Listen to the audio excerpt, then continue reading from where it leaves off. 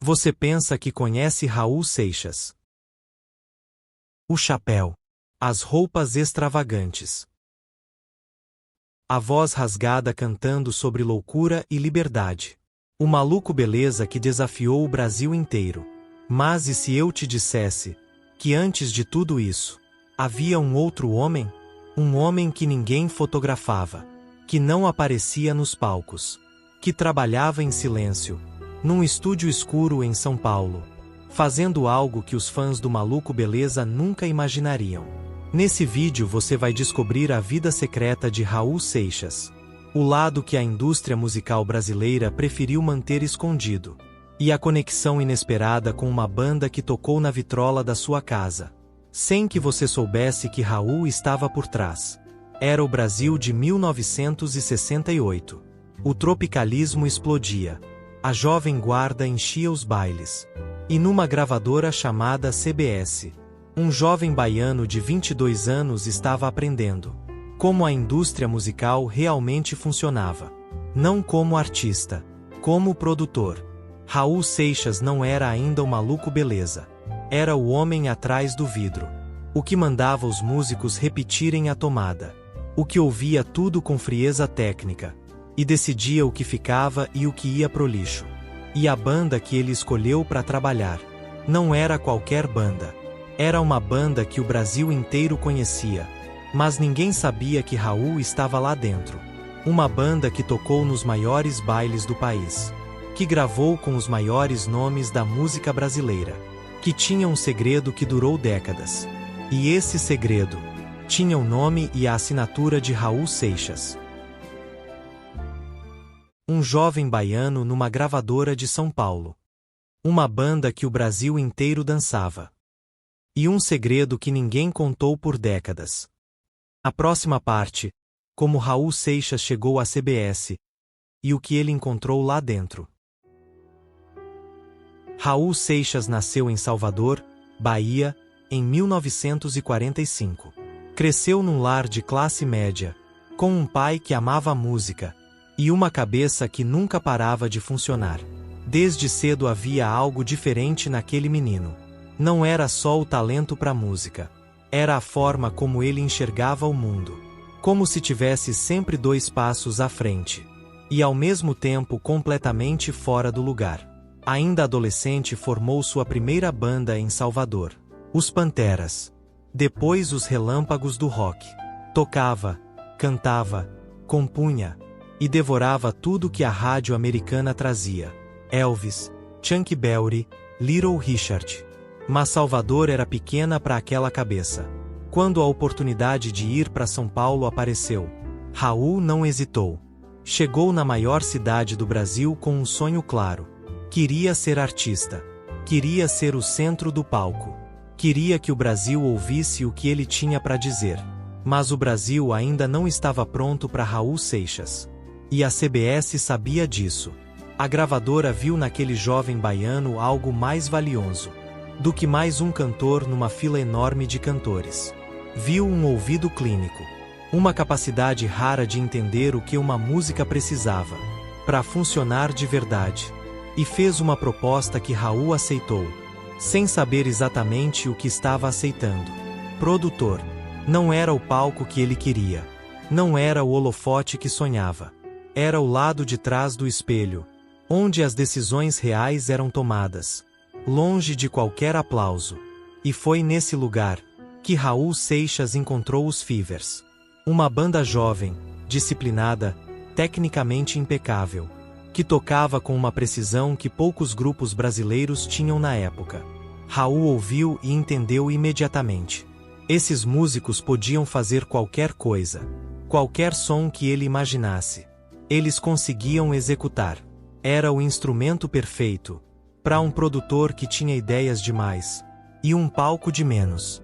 Mas o que Raul fez com esse instrumento, o que ele construiu dentro daqueles estúdios da CBS, foi muito além do que qualquer um esperava.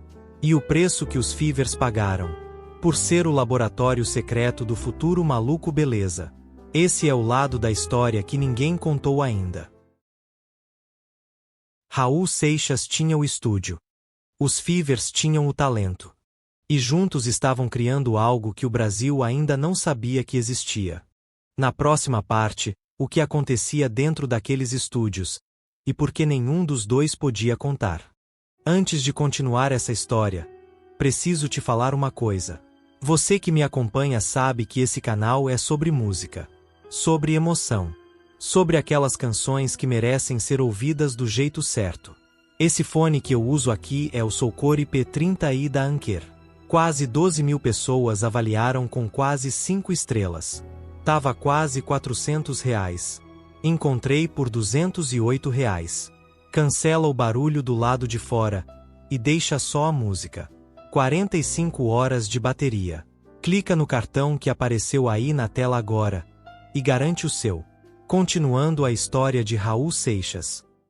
Dentro de um estúdio de gravação, o tempo funciona de um jeito diferente. Não tem janela. Não tem sol. Não tem o mundo lá fora com suas regras e suas expectativas. Tem só o som. E as pessoas dispostas a fazer esse som existir.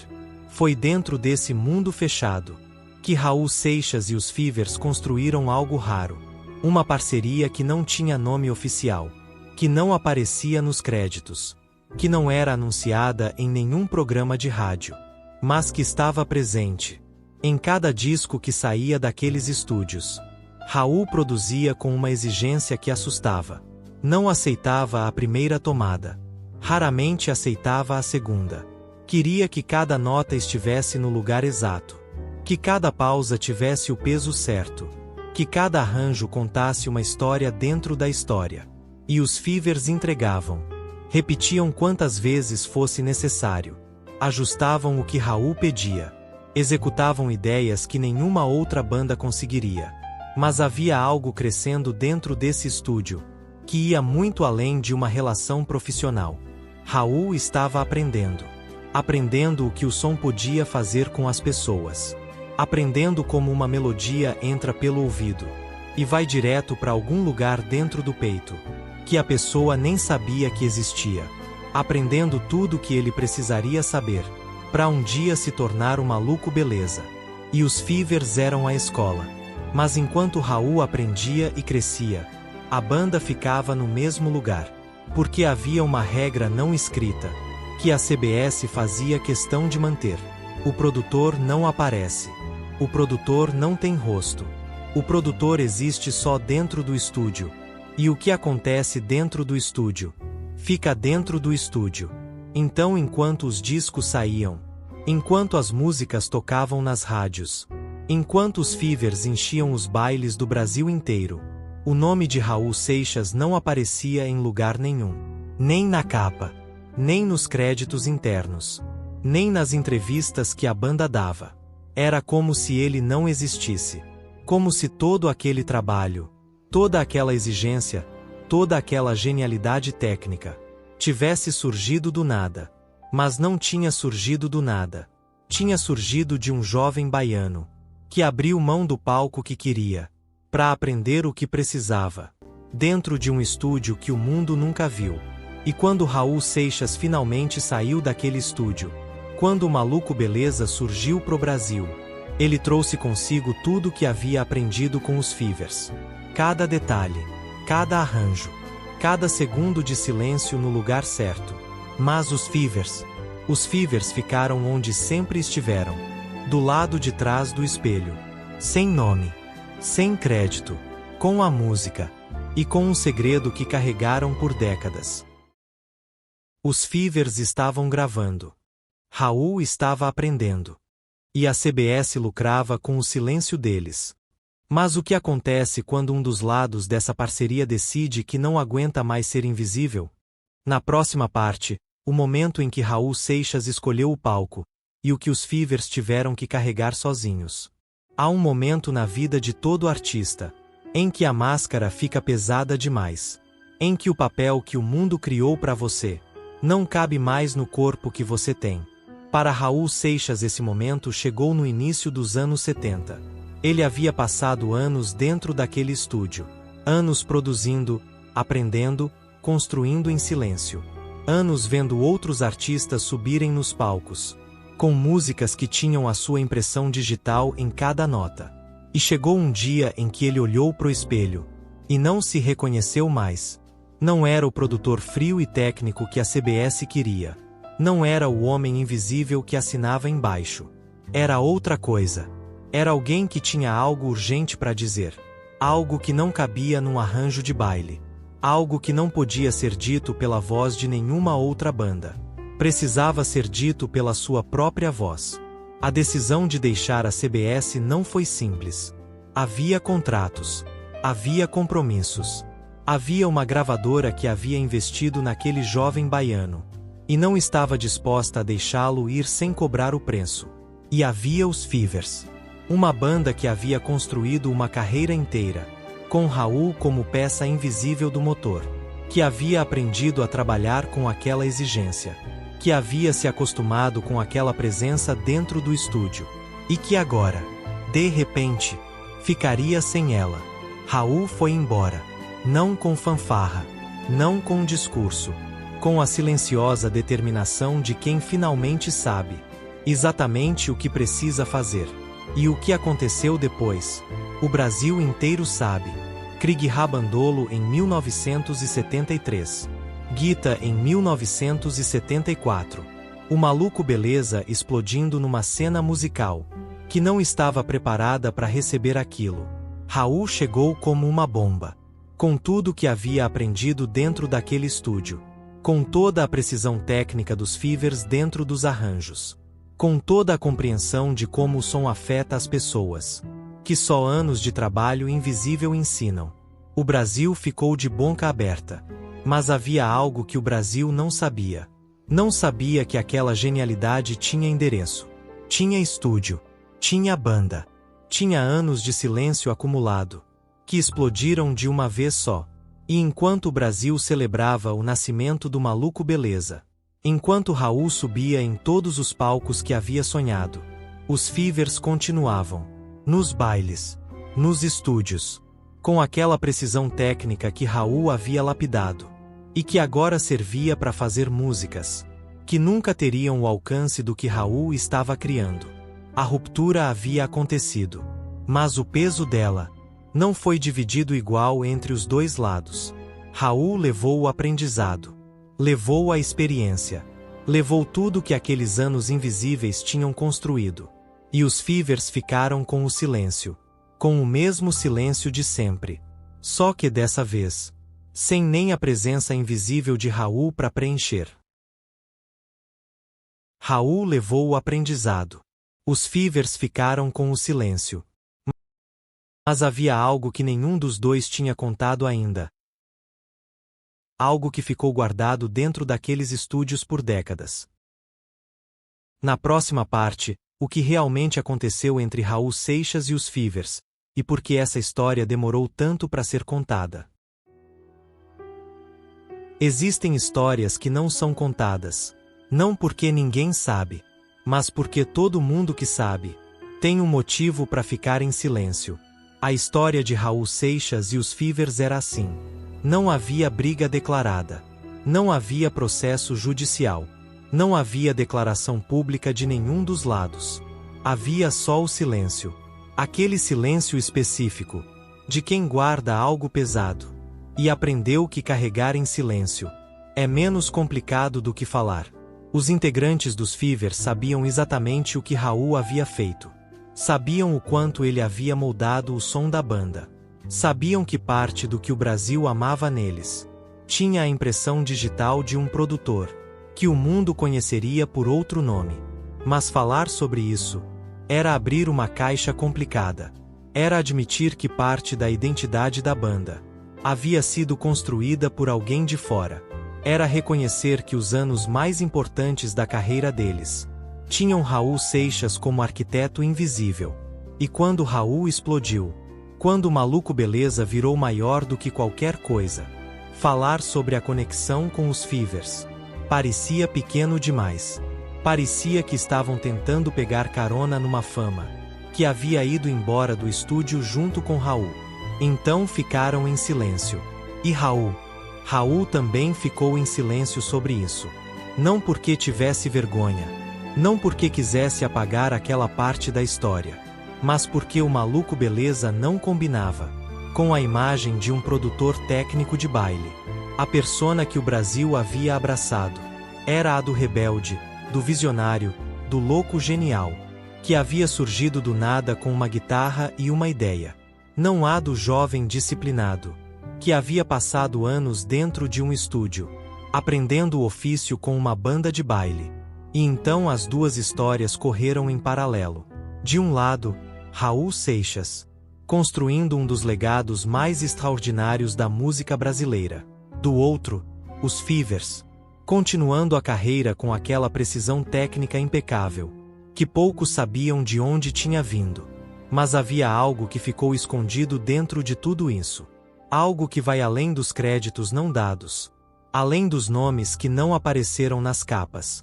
Era a prova de que o talento raramente surge sozinho, que por trás de cada gênio há sempre uma escola, uma bancada de trabalho, uma série de horas invisíveis, que o mundo nunca vê, mas que estão presentes em cada nota do que o mundo celebra.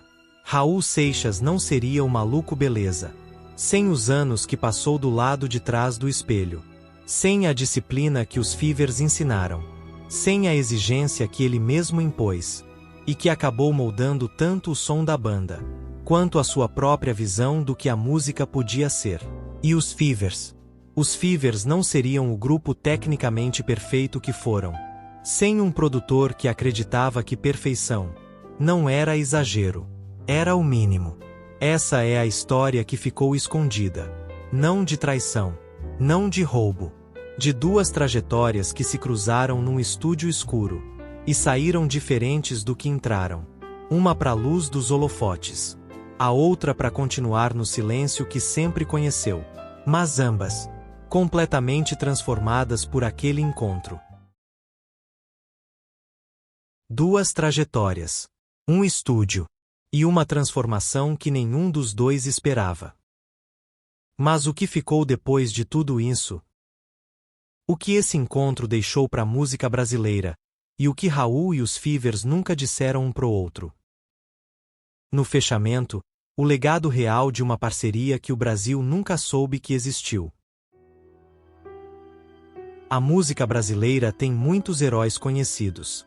Tem os que o Brasil celebra em vida. Tem os que o Brasil descobre depois de partir. E tem os que o Brasil nunca soube que existiam, mas que estavam presentes em tudo que amava. Raul Seixas e os Fevers pertencem a essa última categoria. Não juntos, não da mesma forma, mas unidos por um estúdio, por uma época, e por uma história que o Brasil não sabia que precisava ouvir. Raul conseguiu o que queria: o palco, o holofote, a voz que o Brasil inteiro parou para ouvir. Deixou um legado que nenhuma censura, nenhum tempo, nenhum esquecimento conseguiu apagar. Krieg Bandolo, Guita, Maluco Beleza. Músicas que entraram na alma do Brasil e ficaram lá para sempre. Mas dentro de cada uma dessas músicas havia algo que vinha de antes. Havia a precisão aprendida num estúdio da CBS. Havia o ouvido treinado por anos de exigência. Havia a compreensão profunda de como o som funciona, que só quem trabalhou em silêncio por muito tempo consegue ter. Os Fevers deram isso a Raul, sem saber exatamente o quanto estavam dando. E os Fevers? Os Fevers deixaram algo diferente. Deixaram décadas de música que o Brasil dançou, sem saber o nome de todos os arquitetos. Deixaram a prova de que é possível ser grande, sem ser famoso do jeito que o mundo define fama. Deixaram gravações com Roberto Carlos, Erasmo, Simonal, que estão guardadas em discos de vinil, em caixas no fundo de armários, em lares do Brasil inteiro, esperando alguém abrir, colocar na vitrola, e se lembrar de uma tarde de domingo que não volta mais.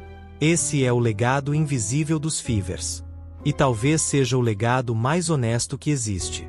Não o que é celebrado em cerimônias. Não o que aparece em listas de melhores da história. O legado que vive na memória afetiva de um país inteiro. Sem precisar de nome, sem precisar de crédito. sem precisar de nada além do que sempre foi. Música, feita com talento, com disciplina e com a silenciosa grandeza de quem nunca precisou que o mundo soubesse o tamanho que era. Se você cresceu ouvindo os Fevers, se alguma música do Raul Seixas fez parte de um momento que você ainda carrega dentro do peito, esse canal foi feito para você. Inscreva-se e ative o sino. Toda semana uma história que a televisão nunca contou direito. Raul Seixas ensinou o Brasil a ser louco. Os Fevers ensinaram Raul a ser preciso. E sem essa precisão, talvez o Maluco Beleza nunca tivesse existido.